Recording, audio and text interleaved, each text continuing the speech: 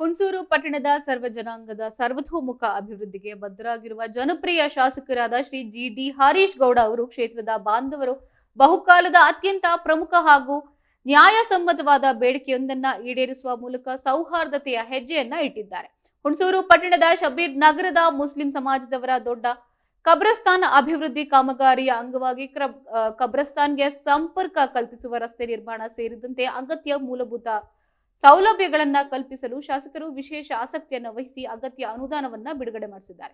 ಈ ಕುರಿತು ಮಾತನಾಡಿದ ಶಾಸಕ ಹರೀಶ್ ಗೌಡ ಅವರು ಈ ಮೂಲಭೂತ ಸೌಲಭ್ಯಗಳ ಕುರಿತು ಕಳೆದ ಸುಮಾರು 15 ವರ್ಷಗಳಿಂದ ಸಮಾಜದ ವತಿಯಿಂದ ನಿರಂತರವಾಗಿ ಮನವಿ ಹಾಗೂ ಹವಾಲುಗಳನ್ನ ಸಲ್ಲಿಕೆಯಾಗ್ತಾ ಇದ್ರು ಕೂಡ ಸಮಸ್ಯೆಗೆ ಪರಿಹಾರ ದೊರೆಯದೇ ಇದ್ದುದು ವಿಷಾದನೀಯ.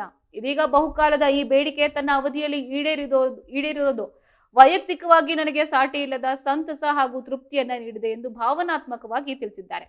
ಇನ್ನು ಕಬ್ರಸ್ತಾನ್ ಅಭಿವೃದ್ಧಿಯ ಜೊತೆಗೆ ಶಬೀರ್ ನಗರ ಸೇರಿದಂತೆ ಹುಣಸೂರು ಪಟ್ಟಣದಾದ್ಯಂತ ಅಂಡರ್ಗ್ರೌಂಡ್ ಡ್ರೈನೇಜ್ ಸೇರಿದಂತೆ ಅಗತ್ಯ ಮೂಲ ಸೌಕರ್ಯಗಳನ್ನ ಹಂತ ಹಂತವಾಗಿ ಕಲ್ಪಿಸಲು ಈಗಾಗಲೇ ಸೂಕ್ತ ಶೀಲನೇಕ್ಷಣದೊಂದಿಗೆ ಅಗತ್ಯ ಕ್ರಮಗಳನ್ನ ಕೈಗೊಳ್ಳಲಾಗಿದೆ. ಇನ್ನು ಮುಂದಿನ ದಿನಗಳಲ್ಲಿ ಕೂಡ ಸಮಾಜದ ಬಾಂಧವರ ಒಳಿತಿಗಾಗಿ ಮೂಲ ಸೌಕರ್ಯಗಳ ವೃದ್ಧಿ ಹಾಗೂ ಇಂತಹ 10 ಜನೋಪಯೋಗಿ ಕಾರ್ಯಕ್ರಮಗಳಿಂದ ತಮ್ಮಿಂದ ಅಗತ್ಯ ಸಹಕಾರ ಮತ್ತು ಸ್ಪಂದನೆ ಸದಾ ನಿರಂತರವಾಗಿ ಮುಂದುವರಿಯಲಿದೆ ಎಂದು ಶಾಸಕರು ಭರವಸೆಯನ್ನ ನೀಡಿದ್ದಾರೆ.